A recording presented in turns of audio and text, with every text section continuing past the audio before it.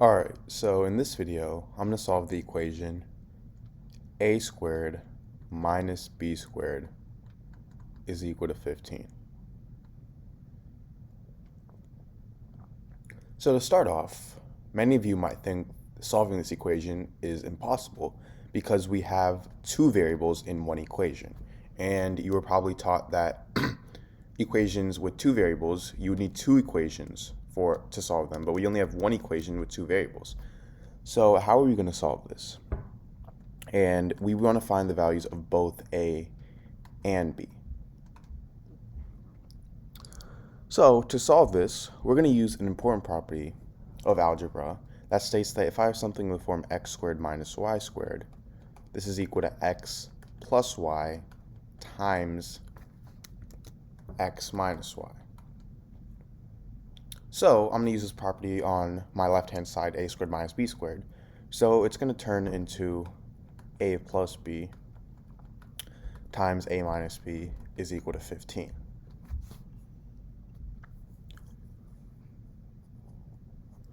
Now, from here, a plus b is going to be greater than a minus b.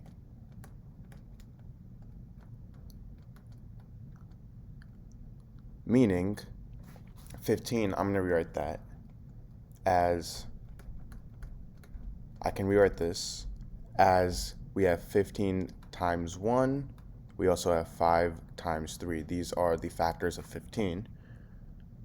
And 15 is greater than 1, so this applies for a plus b greater than a minus b, but 5 is also greater than 3. So what I'm going to do is I'm going to use this as two equations. My first is a plus b times a minus b is equal to 15 times 1. And why I'm doing this is because we have something, some number times another number is equal to another number times another number. So we can give 15 the value of a plus b and 1 the value of a minus b, because we know that a plus b is greater than a minus b. So this is going to be our first equation.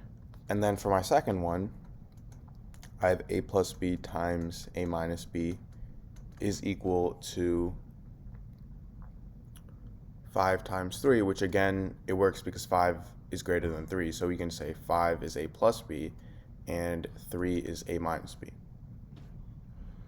So if we know that a plus b is 15 and a minus b is 1, this is two equations right here, which we can solve, and we can do the same thing over here. We know that a plus b is 5 and a minus b is 3, so this is again two equations. So let's first start with a plus b is equal to 15 and a minus b equals 1. This is just solving a system of equations. So what I'm going to do is add these two together because we already have two opposites. So I can cancel these out because positive b minus b is just 0. A plus a is 2a, so I get 2a equals 15 plus 1, which is 16. So now I can divide both sides by 2. So I get a is 16 divided by 2, which is 8. So this is the value of a. And now I'm going to plug this value in back into one of these equations. I'll just choose the second one because it's easier. So if a minus b equals 1 and if a equals 8, I get 8 minus b equals 1, meaning b is equal to 7. So for my first system equations, a comma b is 8 comma 7. So this is my solution. And now for my second system equations, I'm going to do the same thing. I'm going to add these two. These two cancel out.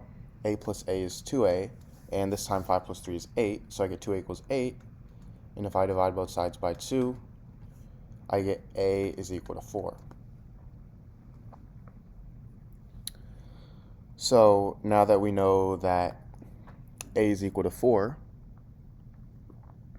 I'm going to plug back in a into this. So I have 4 minus b is 3, meaning b is equal to 4